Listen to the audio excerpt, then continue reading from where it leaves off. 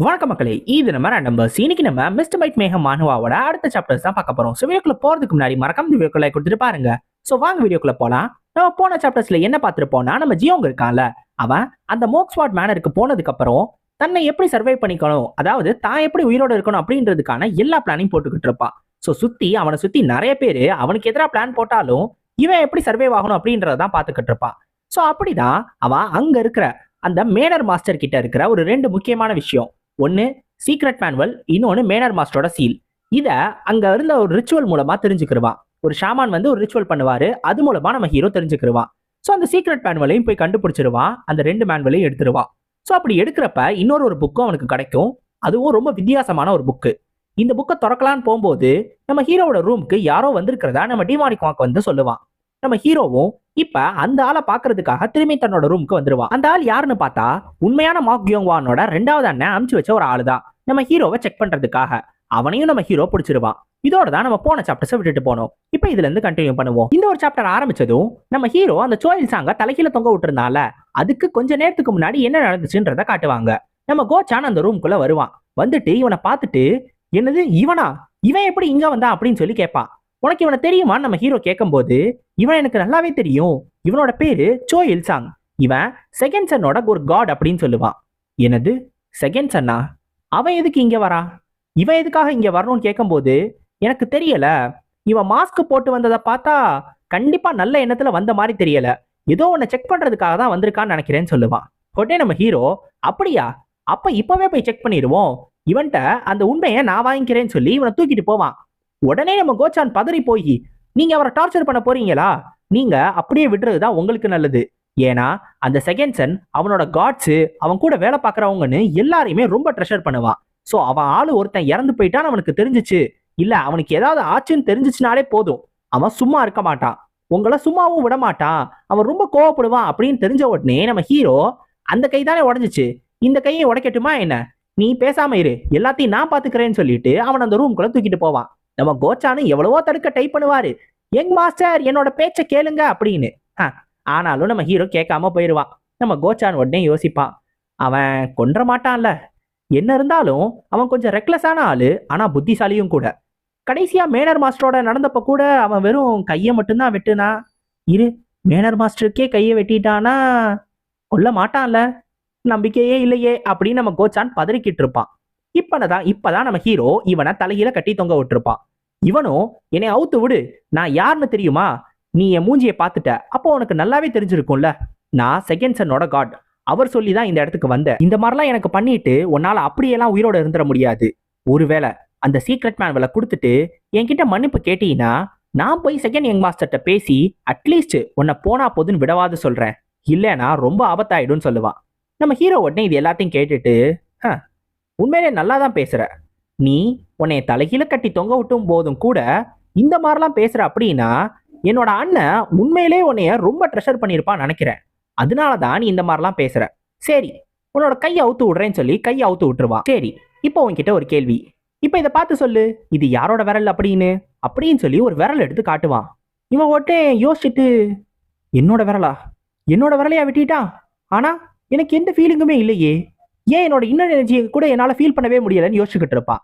என்ன, எதையுமே உன்னால உணர முடியலன்னு யோசிச்சுக்கிட்டு இருக்கியா, உன் மேல நான் பேரலிசிஸ் பாய்சனை யூஸ் பண்ணியிருக்கேன், உன் மூஞ்சியை தவிர வேற எந்த இடத்துலயும் உன்னால எதையுமே ஃபீல் பண்ண முடியாது, கொஞ்ச நேரத்துக்கு ஃபீல் பண்ண முடியாது, அதனால இப்ப நான் உன்கிட்ட கேள்விகள் கேட்க போறேன், நீ பதில் சொல்லாத ஒவ்வொரு செகண்டுக்கும் ஒவ்வொரு விரலா வெட்டிக்கிட்டே வருவேன். இப்ப முத கேள்வி, என்னோட அண்ணன் எதுக்காக உன்னை இங்க அனுப்பிச்சு வச்சான், இப்ப உன்னோட டைம் ஸ்டார்ட் ஆகுது, 1 2 3 அப்படின்னு ஒவ்வொரு விரலா வெட்டிக்கிட்டே வருவான். ஃபர்ஸ்ட் ஆரம்பத்துல இவன் நிறுத்த போறியா இல்லையா அப்படின்னு மிரட்டுவான், ஆனா போக போக தயவு செஞ்சு நிறுத்து அப்படின்னு கெஞ்ச ஆரம்பிச்சு கடைசியில உண்மையே சொல்லிடுவான். நான் உன்னோட மார்ஷியல் ஆர்ட்ஸை செக் பண்ணும் அப்படின்றதுக்காக தான் வந்தேன், உனக்கு மார்ஷியல் ஆர்ட்ஸ் இருக்கா இல்லையா, நீ அதை இழந்துட்டியா இல்லையான்னு செக் பண்றதுக்காக வந்தேன்னு சொல்லுவான். இப்ப நம்ம ஹீரோ யோசிப்பான், என்னோட மார்ஷியல் ஆர்ட்ஸை செக் பண்றதுக்கு வந்தானா, என்னால மார்ஷியல் ஆர்ட்ஸ் யூஸ் பண்ண முடியாதுன்றது 2 பேருக்கு தான் தெரியும், ஒன்னு கோச்சான், ஓ அந்த ஆளு அங்கே போயிட்டானா, சீக்கிரமாவே மாறிட்டாரே, சரி இப்ப 2வது கேள்வி, காட்காம் தான் இது எல்லாத்தையும் சொன்னாரா அப்படின்னு கேட்பான். அவனும் ஆமான்னு சொல்லிடுவான். அப்ப அந்த ஆளு உண்மையிலே கொஞ்சம் புத்திசாலி தான், வெறும் பாதி உண்மையை மட்டும் சொல்லி அந்த செகண்ட் கூட போய் ஈஸியா சேர்ந்துட்டாரா அப்படின்னு யோசிப்பா. இப்ப இதை கேட்டுட்டு இந்த சோயில் சாங்க்கே ஆச்சரியமா இருக்கும். இதுல இருந்தே காட்காம் தான் இது எல்லாத்தையும் பண்ணியிருப்பாருன்றதை இவன் கண்டுபிடிச்சிட்டானா? எப்படி? இவன் எப்பயுமே இவ்ளோ புத்திசாலியா இருந்தானா என்ன? இல்ல காட்காம் மேல இவன் கிட்ட ஆரம்பத்துல இருந்தே இவனுக்கு சந்தேகம் இருந்துச்சா? என்னன்னே தெரியலையேன்னு யோசிச்சுக்கிட்டு இருப்பான். இப்ப நம்ம ஹீரோ இவனை திரும்பி பார்த்து, ச்சே, இனிமேல் கேட்கறதுக்கு என்கிட்ட கேள்வியே இல்ல. ஆனா உன்கிட்ட விரல் நிறையா இருக்கே, என்ன பண்றது அப்படின்னு யோசிப்பான். இப்ப இவன் பயந்து போய் இவனை பார்ப்பான்.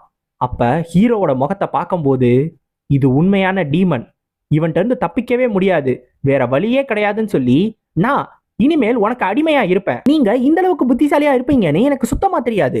மேயர் மாஸ்டரா மாறுறதுக்கு நீங்க தான் சரியான ஆளு. நீங்க மட்டும் எனக்கு இந்த ஒரு தடவை மட்டும் உதவி செஞ்சு என்னைய உயிரோட விட்டீங்கன்னா கண்டிப்பா நீங்க மேயர் மாஸ்டரா மாறுறதுக்கு என்ன வேணாலும் நான் பண்ணுவேன். என்னோட உயிரை கூட கொடுப்பேன்.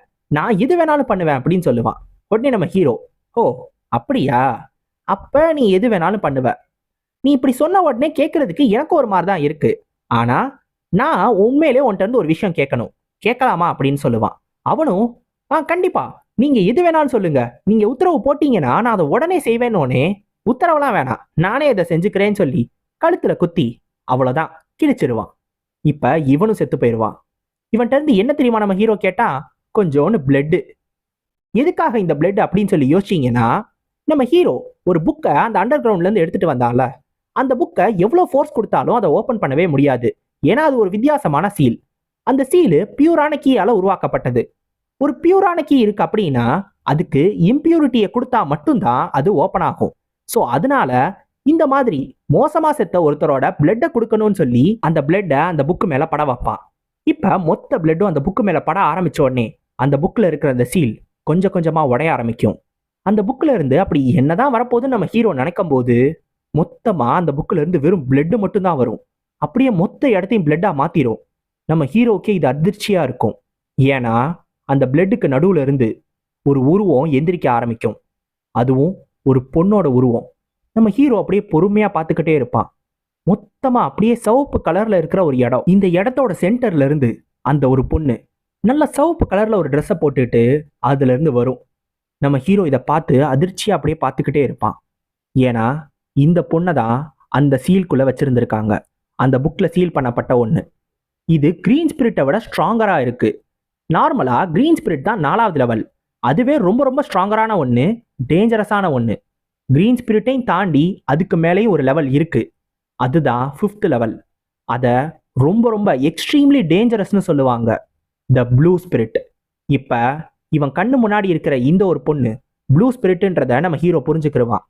நம்ம ஹீரோ ஒரு கிரீன் ஸ்பிரிட் தான் வரப்போகுது, சரி ப்ளூ ஸ்பிரிட் கிடைச்சதுனால நமக்கும் நல்லதுதான், நான் இப்போ லக்கின்னு நினைக்கும் போது டக்குன்னு அந்த பிளட் எல்லாமே நம்ம ஹீரோவை சுத்தி பிடிக்க ஆரம்பிச்சிடும். இப்ப இந்த பொண்ணு பேசும், ஃபூலிஷ் மோர்ட்டல், நீ உன்னோட சோலை விட்டுரு, உன்னோட பாடி இனிமேல் எனக்கு சொந்தமானது, நான் தான் அதை கண்ட்ரோல் பண்ண போறேன்னு சொல்லும். நம்ம ஹீரோ இப்பதான் இந்த 5th லெவலை பத்தி யோசிச்சுக்கிட்டு இருப்பான். இந்த 5th லெவல் ஸ்பிரிட் இருக்குல்ல, இது நார்மலா பல வருஷங்களுக்கு உயிரோட இருக்கக்கூடிய ஒரு ஸ்பிரிட். அதாவது ரொம்ப வருஷத்துக்கு முன்னாடியே உயிரோட இருந்து இறந்து போய் பல வருஷங்களா ஸ்பிரிட்டாவே சுத்திக்கிட்டு இருப்பாங்க. இவங்க எல்லாரும் ஒரு புதுசான ஒரு ஏரியாவே அவங்களால உருவாக்க முடியும். அதாவது நார்மலா ஒரு ஸ்பிரிட் அந்த இடத்துல பவுண்டானது அப்படின்ற மாதிரி இல்லாம இவங்களால ஒரு சர்டைன் ஏரியாவை அவங்களோட இன்ஃப்ளூயன்ஸ் கீழே கொண்டு வர முடியும்.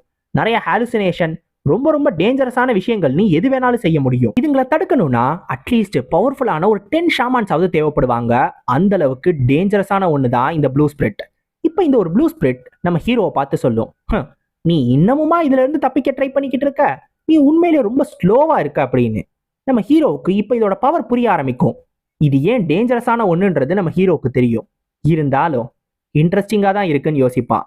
இப்போ உடனே இந்த ப்ளூ ஸ்பிரிட்டு என்ன அப்படின்னு கேட்கும்போது, இல்லை எல்லா ஸ்பிரிட்டாக இருந்தாலும் சரி, எந்த பேயா இருந்தாலும் உங்களுக்கு யாராவது ஒருத்தரோட உடம்பு கண்டிப்பாக தேவை, இல்லைன்னா உங்களால் ஒன்றுமே பண்ண முடியாது. அப்போ பாடி இருந்தாதான் உங்களாலே எதுனாலும் பண்ண முடியும். நீ எவ்வளோ பவர்ஃபுல்லாக இருந்தாலும் கண்டிப்பாக உனக்கு என்னோட உடம்பு தேவை. ஆனால் என்னோட உடம்பு உனக்கு வேணும்னா முடிஞ்சா எடுத்துக்கோ அப்படின்னு சொல்லுவான். ஆனால் இதை கேட்டுட்டு ப்ளூ ஸ்பிரிட் சும்மா இருக்காது. உடனே ஒரு பிளட் ஆரோவா அனுப்பும். அவனோட வயிற்றை கிழிச்சுக்கிட்டு போகும். நம்ம ஹீரோவும் அடுத்தே கீழே விழுந்துருவான். இப்போ உடனே மாற்றி மாற்றி சுற்றி இருக்கிற எல்லா பிளட்டையும் அனுப்ப ஆரம்பிக்கும். அப்போ அது ஹீரோ மேலே பட்டு அப்படியே ஆசிட் மாதிரி நம்ம ஹீரோவோட உடம்ப அப்படியே எரிக்க ஆரம்பிச்சிடும். நம்ம ஜியோங்கால அதை எதிர்த்து சண்டையே போட முடியாது. இப்போ இந்த ப்ளூ ஸ்பிரிட் சொல்லும், இப்போ உனக்கு புரிஞ்சிருக்கும்னு நினைக்கிறேன், உன்னால எதுவுமே பண்ண முடியாது அப்படின்றது. அதனால ஒரு நல்ல பையனா அந்த பாடியை என்கிட்ட கொடுத்துரு. ஏன்னா அந்த பாடி திரும்பியும் டேமேஜ் ஆகிறது எனக்கு விருப்பம் இல்லை அப்படின்னு. இப்ப இது எல்லாத்தையும் தாண்டியும் நம்ம ஹீரோ அப்பயும் நின்னுக்கிட்டு இருப்பான். இதை பார்த்தோன்னே இந்த ப்ளூ ஸ்பிரிட்டே யோசிக்கும், இது எல்லாத்தையும் அவன் தாங்கிக்கிட்டானா, கொஞ்சம் ஆச்சரியமா தான் இருக்கு. நீ சாதாரண மனுஷன் இல்லைன்னு நினைக்கிறேன் அப்படின்னு சொல்லி தன்னோட பவரை யூஸ் பண்ணி நம்ம ஹீரோவை எடுத்து ஒரு தூண் கிட்ட அப்படியே பிடிச்சி வச்சிரும். இப்ப நம்ம ஹீரோ கிட்ட சொல்லும், நான் உனக்கு ஒரு ஆஃபர் தரேன். நீ ஒருவேளை உன்னோட பாடியை என்கிட்ட கொடுத்தீங்கன்னா உன்னோட ஒரு ஆசையை நான் நிறைவேற்றுவேன் அப்படின்னு.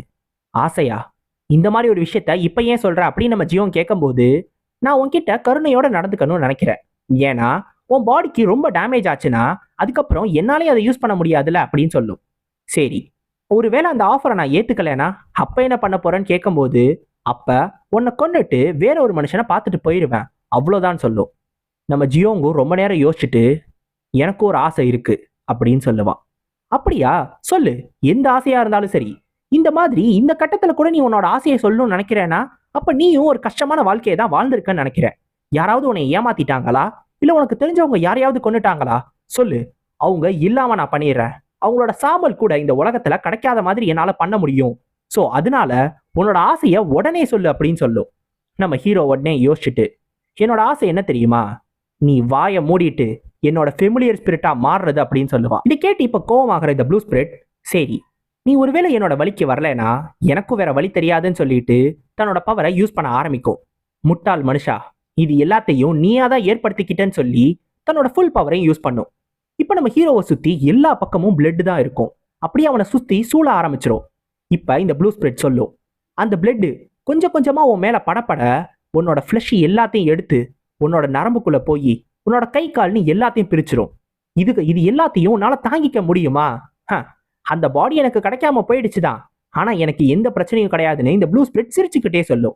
நம்ம ஹீரோவை சுத்தி ஃபுல்லா பிளட் மட்டும்தான் இருக்கும். இந்த பிளட் ரொம்ப திக்கரா இருக்கு. இதோட ஸ்மெல்லும் ஒரு மாதிரி வித்தியாசமா இருக்கு. தன்னோட எல்லா சென்சஸும் இது பிளட் தான்றத சொல்லுது. இருந்தாலும் தனக்கு இது ஏதோ வித்தியாசமா இருக்கிற மாதிரி நம்ம ஹீரோவுக்கு தோணும்.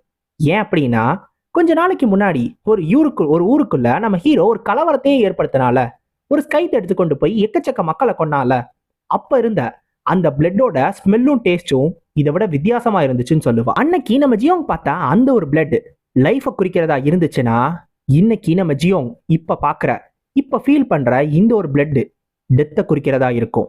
அப்ப இது உண்மையான பிளட் கிடையாது, இது எல்லாமே ஒரு இல்யூஷன்ன்றத நம்ம ஹீரோ புரிஞ்சுக்கிடுவான். இதை புரிஞ்சுக்கிட்ட உடனே இந்த இல்யூஷனும் உடைய ஆரம்பிச்சிடும். இந்த இல்யூஷன்ல இருந்து மொத்தமா நார்மல் உலகத்துக்கு 2 பேருமே வந்துருவாங்க. இப்ப நம்ம ஹீரோவை பார்த்து இந்த ப்ளூ ஸ்பிரிட்டே அதிர்ச்சி ஆயிடும். இதுக்கு வாய்ப்பே கிடையாது, எப்படி இந்த இல்யூஷன்ன்றதை இவன் கண்டுபிடிச்சான் அப்படின்னு. ஆனா அதுக்கு வாய்ப்பு இருக்குன்றத காட்டுறதுக்காகவே நம்ம ஹீரோவும் அதை உடைச்சிட்டு வெளியே வந்து காட்டிட்டான். இப்ப இந்த ப்ளூ ஸ்பிரிட் நம்ம ஹீரோவை பார்த்த உடனே ஒரு பிளட்னால உருவான ஒரு பட்டர்ஃபிளையை நம்ம ஹீரோவை நோக்கி அனுப்பும். இதுவும் கிட்டத்தட்ட ஒரு இல்யூஷன் தான். இது போய் நம்ம ஹீரோ மேல படுற மாதிரி அனுப்பும். இப்ப இது போய் நம்ம ஹீரோ மேல பட்டாலும் நம்ம ஹீரோ பெருசா ரியாக்ஷனே இல்லாம அப்படியே இதை பார்த்துட்டு நின்றுக்கிட்டே இருப்பான். அது படுதுன்னு கூட கண்டுக்க மாட்டான். இப்ப இது என்னன்றது இந்த ப்ளூ ஸ்பிரிட்க்கு புரிஞ்சிடும். இதான் டிரான்ஸ்செண்டன்ஸ். அதாவது ஒருத்தவங்க அவங்களோட எல்லா சென்சஸையும் கட்டுக்குள்ள வச்சு இது இல்யூஷன் அப்படின்றத புரிஞ்சுக்கிட்டாங்க அப்படின்னா இந்த மாதிரியான ஒரு ஸ்டேட்டை அவங்களால அடைய முடியும். ஆனா ஒரு ஃபர்ஸ்ட் ரேட் ஷாமான் கூட இதை கண்டுபிடிக்கிறதுல ரொம்ப கஷ்டப்படுவாங்க. ஆனா இந்த பையன் ஒரு ஷாமான் கூட கிடையாது. ஒருவேளை இவன் ஒரு பெரிய ஷாமானா மாறுறதுக்கான குவாலிட்டிஸோட பிறந்தவனா இருப்பானோ, அதனாலதான் இதுல இருந்து தப்பிச்சுட்டானோன்னு இந்த ப்ளூ ஸ்பிரிட் யோசிச்சுக்கிட்டு இருக்கும்.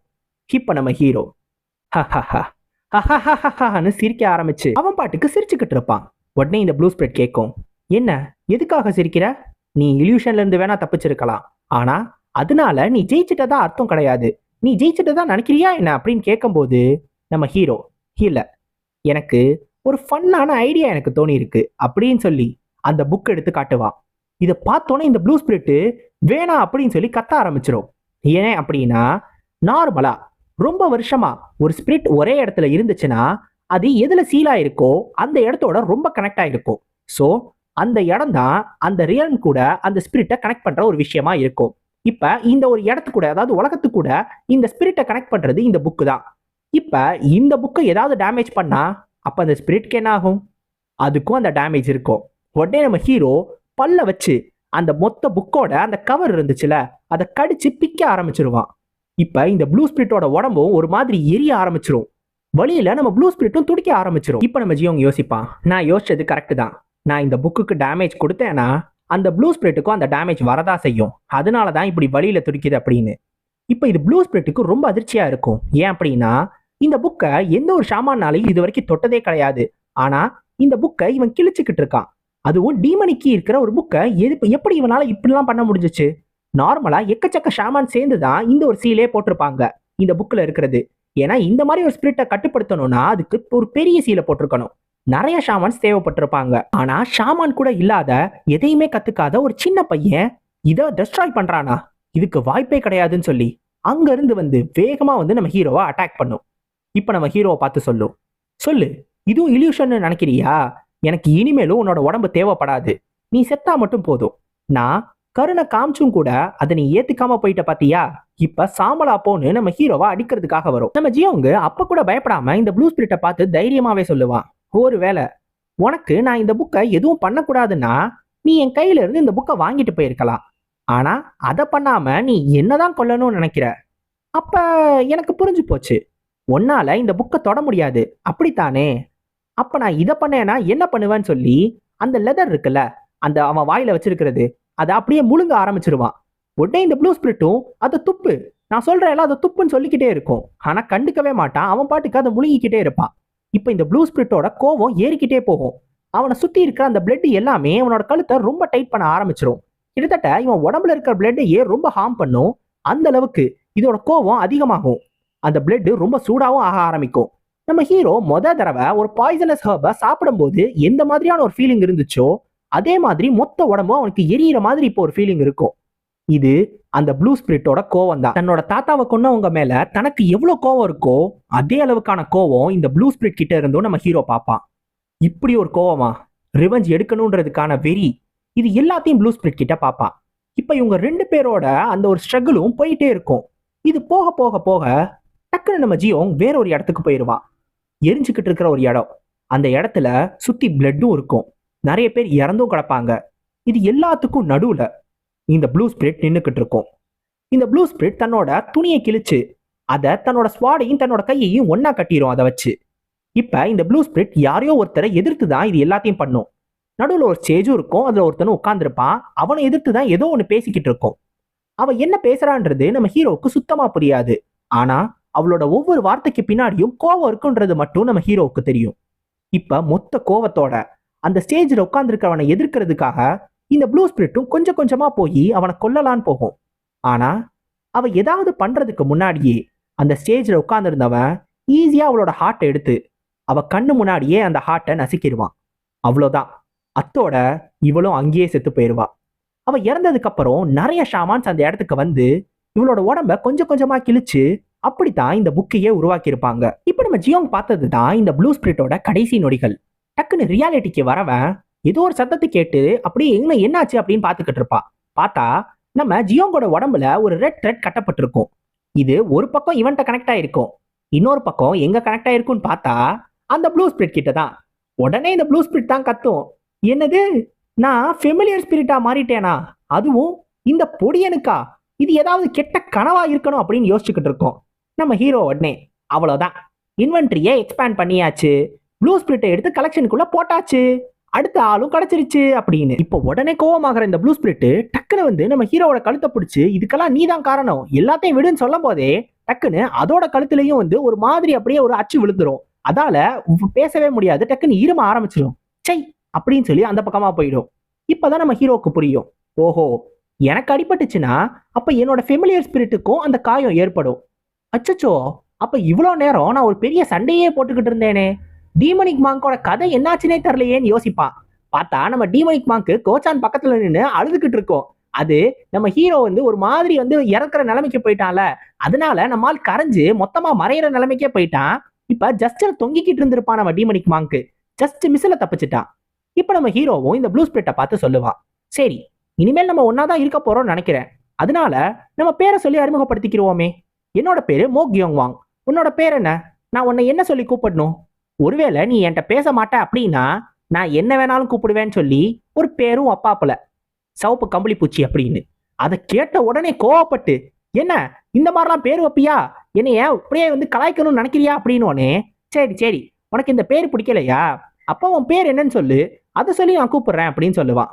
ஆனா அந்த ப்ளூ ஸ்பிரிட் தெளிவா சொல்லிடும், சே உன்ன மாதிரி ஒரு ஆள்கிட்டலாம் என்னோட பேரை என்னால சொல்ல முடியாது அப்படின்னு திரும்பிக்கிறோம். நம்ம ஜியோங்கும் யோசிச்சுட்டு, இது ப்ளூ ஸ்பிரிட் தானே, அப்ப நான் உன்னை ப்ளூ ஸ்பிரிட்னே கூப்பிடுறேன், அந்த பேரே நல்லா தான் இருக்குன்னு அதையே சொல்லி கூப்பிட ஆரம்பிச்சிருவான். இப்ப இதை கேட்டுட்டு அவர் கண்டுக்கவே கண்டுக்காது, அது பாட்டுக்கு அந்த பக்கமா திரும்பிக்கிறோம். இப்ப இந்த ஒரு பொண்ணை தன்னோட வழிக்கு கொண்டு வர்றது அவ்வளவு ஈஸி கிடையாதுன்றது நம்ம ஹீரோக்கு நல்லாவே தெரியும். ஸோ போக போக தான் கொஞ்சம் கொஞ்சமா பேசி பேசி தன்னோட வழிக்கு கொண்டு வரணும்னு நினைப்பான். இப்ப அதுகிட்ட ஒரு கேள்வியும் கேட்பான். இந்த புக் இருக்குல்ல, இந்த புக்கை பத்தி உனக்கு என்ன தெரியும், இது கொஞ்சம் வித்தியாசமான புக்கா இருக்கே, என்னன்னு சொல்லு அப்படின்னு ப்ளூ ஸ்பிரிட்னு கேட்பான். உடனே அது, ப்ளூ ஸ்பிரிட்டா, அப்பெல்லாம் எனக்கு யாரையும் தெரியாது, என்கிட்டலாம் ஒன்றும் கேட்காத, எனக்கு எதுவும் தெரியாது, நான் ரொம்ப பிஸியா இருக்கேன் அப்படின்னு சொல்லிடும். நம்ம ஹீரோவும் அந்த புக்கை எடுத்து பொறுமையா ஓபன் பண்ணி பார்ப்பான். பார்த்தா அந்த புக்ல இருக்கிற எல்லா விஷயங்களும் பிளட்னால எழுதப்பட்டிருக்கும். ஒரு தோல்னால உருவான கவரு, அதுக்குள்ள இருக்கிற பேப்பர்ல பிளட்டை வச்சு எழுதியிருக்காங்க. உண்மையிலே ஒரு இன்ட்ரெஸ்டிங்கான புக்கா தான் இருக்கு.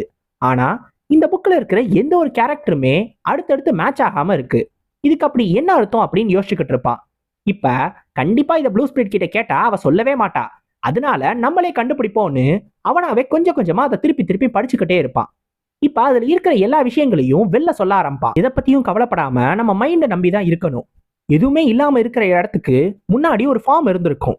நம்ம எது இருக்குன்னு நினைக்கிறோமோ அது இல்லாம இருக்கும். நல்லதுக்கு நடுவுல ஒரே ஒரு அரக்கன் மட்டும்தான் இருப்பான். ஆனா ஒரு அல்டிமேட்டான பிளட்டுக்கு தான் இது எல்லாத்தையும் ரிவர்ஸ் பண்ணக்கூடிய ஒரு பவர் இருக்கு. ஸோ அதை அப்படியே நான் டிரான்ஸ்லேட் பண்ணியிருக்கேன். அதுக்கு மேபி வேற ஏதாவது அர்த்தம் இருந்திருக்கலாம். இப்போ நம்ம ஜியோங் இது எல்லாத்தையும் சொல்லி முடிச்ச உடனே அந்த புக்கு அவனோட கையிலேயே ஒட்டிக்கிறோம். என்னது இது ஒட்டிக்கிச்சு அப்படின்னு நம்ம சொல்லும் போது, இதை நீ எப்படி பண்ண அப்படின்னு அதிர்ச்சியா இந்த ப்ளூ ஸ்பிரிட் கேட்கும்.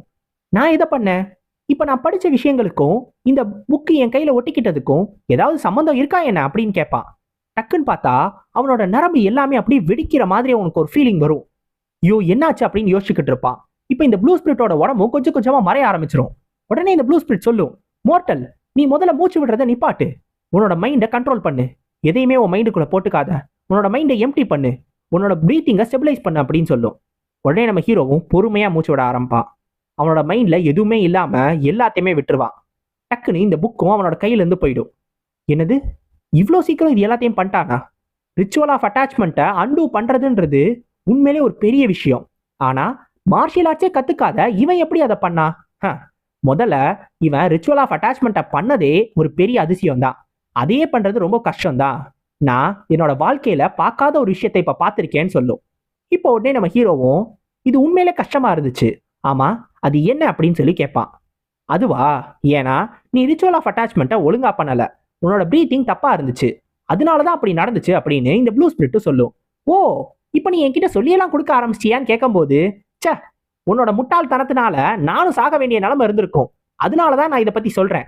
சரி சரி சொல்லு, ரிச்சுவல் ஆஃப் அட்டாச்மெண்ட்னா என்னன்னு கேட்கும்போது, அது அதோட பேருக்கு ஏத்த மாதிரிதான். நீ எதையாவது ஒண்ண உன் பக்கம் இழுத்து அதை உன்கிட்ட ஒட்ட வச்சுக்கலாம். நீ அந்த நேச்சரையே மேனிப்புலேட் பண்ற மாதிரியான ஒரு விஷயம் தான் இது அப்படின்னு சொல்லும். சரி அதனால எனக்கு எதுக்கு ஒரு மாதிரி ஆச்சு, நான் ஏன் ஒரு மாதிரி இறக்குற மாதிரி ஒரு ஃபீலிங் வந்துச்சு அப்படின்னு கேட்கும்போது, ஏன்னா நீ எதையுமே இழுக்கல, நீ அந்த ஃப்ளோவை மொத்தமா கண்ட்ரோல் பண்ணி எல்லாத்தையும் பண்ணிட்ட. ஆனா அந்த புக்கை தாண்டி நீ எதையுமே இழுக்கல. அப்படி எதையுமே இழுக்காததுனால அந்த ஃப்ளோ டிஸ்டர்ப் ஆயிடுச்சு. அதனாலதான் உனக்கு அந்த மாதிரியான ஒரு ஃபீலிங் வந்திருக்கு. நீ மேபி அதை வச்சு ட்ரை பண்ணி பாருன்னு அந்த சோயில் சாங்கோட பாடியை காட்டும். இப்ப அந்த எனர்ஜி கோர் இருக்குல்ல, அவனோட கீ அவனோட உடம்பு ஃபுல்லா ஸ்ப்ரெட் ஆயிருக்கும். இப்ப அவனோட கீயை இழுக்க ட்ரை பண்ணு, திரும்பி அந்த மந்திரங்களை சொல்லு அப்படின்னு சொல்லும்.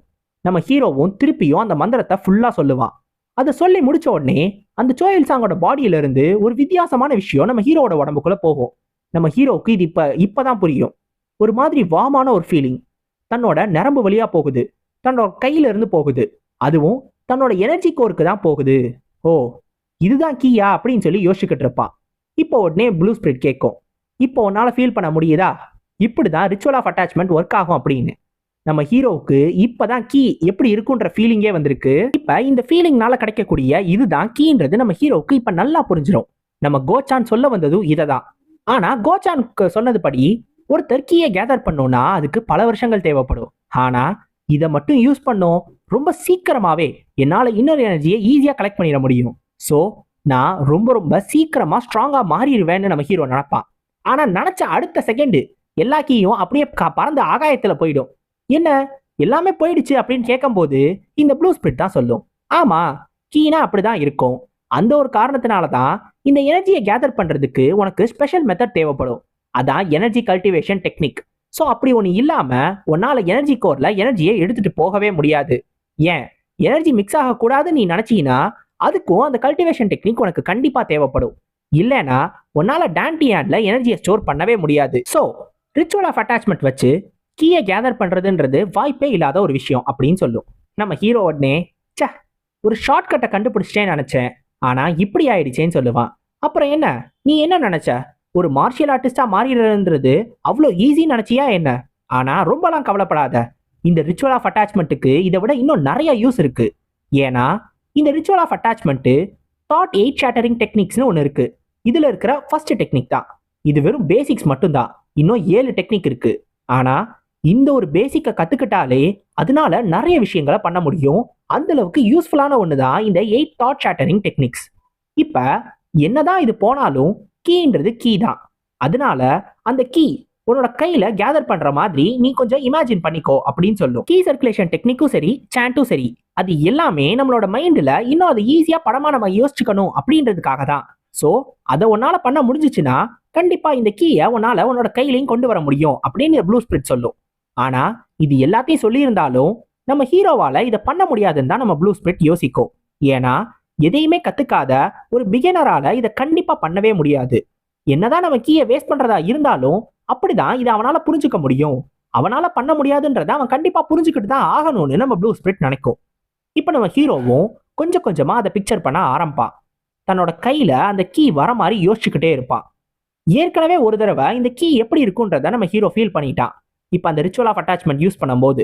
ஸோ ஒரு தடவை அதை ஃபீல் பண்ணிட்டானாலே கண்டிப்பா திருப்பி அதை எப்படி கொண்டு வரணுன்றது நம்ம ஹீரோவுக்கு நல்லாவே தெரியும். உடனே இதை கையில கொண்டு வந்து பக்கத்துல இருக்கிற தூண்ல ஒரே ஒரு அடி அந்த தூணை 2ஆ உடைச்சிருவான். இப்ப இதை பார்த்து அந்த ப்ளூ ஸ்பிரிட்டுக்கே ஆச்சரியமா இருக்கும். அதை நான் சொன்னதுக்கே இவன் ஈஸியா புரிஞ்சுக்கிட்டானா? இவன் உண்மையிலேயே ரொம்ப ரொம்ப வித்தியாசமான ஆளு. ஆனா இவன் இப்படி ஒருத்தன் எங்க இருந்து வந்தா? நான் என்னோட வாழ்க்கையில எத்தனையோ டேலண்டடான ஆளுங்க பார்த்திருக்கேன். ஆனா இப்படி ஒருத்தனை பார்த்ததே கிடையாது. இப்படி ஒருத்தன் எங்க இருந்து தான் வந்திருப்பான்னு இந்த ப்ளூ ஸ்பிரிட்டே யோசிக்கும்.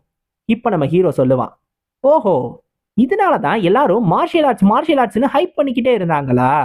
இப்ப நான் இதை கத்துக்கிட்டேன்னா இன்னும் ஈஸியா என்னால எல்லாரையுமே கொல்ல முடியும். அதுக்கு இது கண்டிப்பா யூஸ்ஃபுல்லா தான் இருக்கும் அப்படின்னு நினைப்பான். இப்ப இந்த ப்ளூ ஸ்பிரிட்டுக்கு இதை கேட்டு இன்னும் அதிர்ச்சியா இருக்கும். மார்ஷியல் ஆர்ட்ஸோட எசன்ஸே இதுதான் அப்படின்னு நம்ம ப்ளூ ஸ்பிரிட் நம்பும். ஏன்னா என்னதான் மைண்டு ஸ்டெபிலிட்டி அப்படி இப்படின்னு எல்லாரும் பேசினாலும் ஃபைனலா மார்ஷியல் ஆர்ட்ஸை வச்சு ஒருத்தவங்களை எப்படி ஈஸியா கொல்ல முடியும் அப்படின்றது தான் எல்லாரும் தெரிஞ்சுக்கிடுவாங்க. ஸோ அந்த ஒரு விஷயத்த நம்ம ஹீரோ உடனே புரிஞ்சுக்கிட்டான். சரி இப்ப அடுத்த டெக்னிக் என்னன்னு நம்ம ஹீரோவும் கேட்பான். உடனே இந்த ப்ளூ ஸ்பிரிட்டும், ஓ அதுவா, அது வந்து பாத்தீங்கன்னா இரு நான் எதுக்காக உனக்கு சொல்லணும்? சே ஒரு மோர்டல்கிட்ட நான் இந்த மாதிரி முட்டாளா ஏமாந்து போயிட்டேனே, நான் ஒன்றும் அதெல்லாம் சொல்ல முடியாது அப்படின்னு சொல்லிட்டு டக்குன்னு திரும்பிடும். ஸோ நம்ம ஹீரோ எல்லாத்தையும் சொல்ல சொல்ல உடனே புரிஞ்சுக்கிறான்றதுனால நம்ம ப்ளூ ஸ்பிரிட்டும் ஒரு ஆர்வ கோளாறுல வெளில சொல்லலான்னு வந்துச்சு. ஆனா என்ன இருந்தாலும் இவன் கிட்ட சொல்லக்கூடாது, இவன் நம்மள ஃபோர்ஸ் ஆஃப் ஃபெமிலியர் ஸ்பிரிட்டா மாத்திட்டான், இவன் மேல ஒரு கோவம் இருந்துகிட்டே இருக்கணும்னு டக்குன்னு அந்த பக்கமா திரும்பிக்கிறோம். என்கிட்ட பேசவே பேசாதன்னு சொல்லிடும். நம்ம ஹீரோவும் ஒரு முக்கியமான விஷயத்த கேட்கணும்னு நினைச்சுக்கிட்டு இருந்திருப்பான். என்ன அப்படின்னா எல்லா கீயையும் அப்படியே பறந்து போயிடும் அப்படின்னு சொல்லி தான் இந்த ப்ளூ ஸ்பிரிட் சொன்னுச்சு. ஆனா அவனோட கையில ஒரு மாதிரி கோல்டான ஒரு எனர்ஜி மட்டும் அப்படியே அவன் கையிலே ஒட்டிக்கிட்டே இருக்கும். இது என்ன எனர்ஜி? இதை பத்தி கேட்டாலும் அவன் சொல்ல போறது இல்ல. சரி இதை நம்மளாவே கண்டுபிடிப்போம், நம்மளா கண்டுபிடிக்கிறதெல்லாம் ஃபன் இருக்கு அப்படின்னு சொல்லிட்டு சரிவா கிளம்புறான்னு இங்க இருந்து கிளம்புவான். இப்ப இன்னொரு இடத்த நம்மளுக்கு காட்டுவாங்க. இந்த இடத்துல லேடி சியோ கூட அந்த எஸ்காட் வாரியர் இருக்கும்ல, அந்த லேடி சியோ கூட ஒரு பொண்ணு கிட்ட உத்தரவு போட்டுச்சுல ஃபீனிக்ஸ் பெவிலியன்ல போயிட்டு எல்லாத்தையும் சொல்லிட்டு வான்னு. இப்ப அந்த பொண்ணு நேரடியா ஃபீனிக்ஸ் பெவிலியனுக்கு கிளம்பி வந்திருக்கும். உள்ள போய் பார்த்தா வெறும் சிலைகள் மட்டும்தான் இருக்கும். எல்லாமே ரொம்ப பயங்கரமா ரொம்ப வித்தியாசமா இருக்கும். இப்ப இந்த பொண்ணும் நேரா ஒரு பெரிய சிலை பக்கத்துல நடந்து போய், உங்களுக்கு இது ஏற்கனவே தெரிஞ்சிருக்கும் நான் நினைக்கிறேன், ஆனா ஷாமான் மியோஷின் இறந்து போயிட்டாரு. அவரை கொன்னது 3rd யங் மாஸ்டர் மோ கியோங்வான். இதுக்கு நம்ம லேடி சியோக் ரொம்ப அவங்களோட வருத்தத்தை தெரிவிச்சுக்கிட்டாங்க. 300 சில்வர் ஞாங்ஸும் இதுக்காக கொடுத்துருக்காங்க. ஒருவேளை நீங்க இன்னொரு வேலையை ஏத்துக்கிட்டீங்கன்னா இன்னும் 400 சில்வர் ஞாங்ஸ் தரதா அவங்க சொன்னாங்க. அது என்ன அப்படின்னா, அந்த தேர்ட் யங் மாஸ்டரை நீங்க கொல்லணும். நீங்க அதை பண்ணுவீங்களான்னு கேட்கும். இப்ப முன்னாடி எரிஞ்சுக்கிட்டு இருந்த ஒரு விளக்கு இருக்கும். அது டக்குன்னு அணைஞ்சிரும். இப்ப அது அணைஞ்சிருச்சுன்னா இவங்க அந்த வேலையை ஏத்துக்குருவாங்கன்னு அர்த்தம். இப்ப இவளும் நன்றி சொல்லிட்டு இங்க இருந்து கிளம்பி போயிருவா. யாருமே அங்க இருந்த மாதிரி தெரியல. இருந்தாலும் தன்னை சுத்தி நிறைய பேர் இருந்த மாதிரி ஒரு ஃபீலிங் மட்டும் இவளுக்கு வந்துகிட்டே இருக்கும். இந்த மாதிரி ஒரு இடத்துக்கு இனிமேல் வரவே கூடாதுன்னு யோசிப்பா. ஏன்னா அந்த அளவுக்கு பயங்கரமானவனுங்க தான் இந்த ஃபீனிக்ஸ் பெவிலியனை சேர்ந்தவனுங்க. இப்ப அந்த பொண்ணு போனதுக்கு அப்புறம் டக்குன்னு அங்க ஒருத்தன் வருவான். வந்துட்டு இது கண்டிப்பா கொலைதான் அப்படின்னு சொல்லுவான். பார்த்தா பக்கத்துல நின்னுகிட்டு இருந்தா அந்த சிலைகள் இருக்கும்ல, அதுங்க எல்லாமே டக்குன்னு உயிரோட வர ஆரம்பிச்சிருங்க. பார்த்தா எல்லாமே மனுஷங்க தான் போல. எல்லாரும் அந்த இடத்துக்கு வந்து இது கண்டிப்பா ஒரு கொலைதான், இதை நாங்களும் ஒத்துக்கிறோம். கண்டிப்பா அந்த பையன் தான் அந்த ஸ்பிரிட்னால கட்டுப்படுத்தப்பட்டு இது எல்லாத்தையும் பண்ணியிருக்கணும். அப்ப இன்னொருத்த சொல்லுவான், ஒருவேளை அந்த பையன் அந்த ஸ்பிரிட்டை ஃபெமிலியர் ஸ்பிரிட்டா எடுத்திருந்தானா அப்படி இருக்கலாமே அப்படின்னு கேட்கும்போது, இல்ல அதுக்கு வாய்ப்பே கிடையாது. அது ஒரு ஃபெமிலியர் ஸ்பிரிட்டா எடுத்துக்கவே முடியாது. ஏன்னா ஒரு ரிசன்ட்ஃபுல் ஸ்பிரிட், அதாவது ரொம்ப கோவம் இருக்கிற ஒரு ஸ்பிரிட்டை ஃபெமிலியர் ஸ்பிரிட்டா எடுத்துக்கிறது ரொம்ப கஷ்டம். ஒரு ஷாமானாலே அது முடியவே முடியாது அப்படின்னு சொல்லுவானுங்க. ஸோ எதுவா இருந்தாலும் இது உண்மையிலே ஒரு டேஞ்சரஸான சுச்சுவேஷன் தான். இப்ப உங்கள யாராவது ஒருத்தர் போய் அந்த பையனை எலிமினேட் பண்ணி அந்த ஸ்பிரிட்டை அங்கிருந்து நீங்க துரத்தணும். இதை யாராவது ஒருத்தர் செய்யுங்க அப்படின்னு இந்த லீடரும் உத்தரவுப்படுவாரு. எல்லாரும் அதுக்கு சரி சார் அப்படின்னு தலையாட்டுவானுங்க. இப்ப அடுத்த நாள் விடிஞ்சிரும். விடிஞ்ச உடனே நம்ம ஹீரோ ஒரு எரிக்கிற மாதிரி ஒரு சின்ன பிரேசர் இருக்கும், பிரேசியர்னு ஒண்ணு, அதை எடுத்துட்டு வர சொல்லி நம்ம கோச்சான் கிட்ட சொல்லியிருப்பான். நம்ம கோச்சான் அதை எடுத்துட்டு வந்தோடனே, நன்றிப்பா, அதை இங்க சென்டர்ல வச்சு எரிப்பா அப்படின்னு சொல்லுவான். சரி, இதே எதுக்காக எரிச்சிருக்கீங்க, அதுவும் காலங்காத்தாலே கேட்டிருக்கீங்க, அப்படி என்ன எரிக்க போறீங்க அப்படின்னோடனே நம்ம ஹீரோ ஒரு 2 புக் எடுத்து காட்டுவாரு. எது இது, அந்த சீக்ரெட் மேனுவல் தானே? ஆமா, இந்த சீக்ரெட் மேனுவலை தான் போட்டு எரிக்க போறேன்னு சொல்லி அதை பிச்சு மொத்தமா அப்படியே தீக்குள்ள போட்டுருவான். நம்ம ஹீரோ என்னமோ அதை பார்த்து ஒன்றும் கவலைப்படாம இருப்பான். ஆனா கோச்சானு உள்ள பதறிக்கிட்டு இருப்பான். அட பைத்தியக்காரா, சீக்ரெட் மேனுவலை நீ பாட்டுக்கு போட்டு எரிச்சிட்டியேடா, இன்னும் என்னெல்லாம் நடக்க போகுதோ அப்படின்னு சொல்லி யோசிச்சுக்கிட்டு இருப்பான். நம்ம ஜியோங்கு ஆரம்பத்துல இதை ஒரு காரணமா காட்டி தான் லேடி சியோக்க மிரட்டினான். இது இருந்துச்சுன்னா அவன் அந்த செகண்ட் யங் மாஸ்டர் கிட்டையும் போய் ஏதாவது ஒன்று பேசி அவன்கிட்டையும் நெகோஷியேட் பண்ணியிருக்கலாம். ஆனா இப்ப இதையே போட்டு எரிச்சிட்டான். அப்படி என்னதான் நம்ம ஜியோங் பிளான் பண்றான்? இப்ப ஃபீனிக்ஸ் பெவிலியன்ல இருந்து வரக்கூடிய அடுத்த ஆளை நம்ம ஜியோங்கால சமாளிக்க முடியுமா? காட்காமு செகண்ட் யங் மாஸ்டரோட போய் சேர்ந்துட்டான். இப்ப இவனுங்க 2 பேரையும் எப்படி நம்ம ஜியோங் சமாளிக்க போறான்? இன்னொரு பக்கம் இந்த லேடி சியோக் வேற தனியா பிளான் போட்டுக்கிட்டு இருக்கு. இப்ப அவளையும் சமாளிக்கணும். நிறைய பேரு நிறைய பிளான் போடுறாங்க. நம்ம ஹீரோவும் அவன் தனியா பிளான் போடுறான். யாரோட பிளான் ஜெயிக்க போகுது அடுத்து வர சாப்டர்ஸ்ல பார்ப்போம். சோ அடுத்த சாப்டர்ஸ்ல உங்களை சந்திக்கிற வரைக்கும் சைனோரா கைஸ், அரிகத்தோ கோசாய்மஸ்.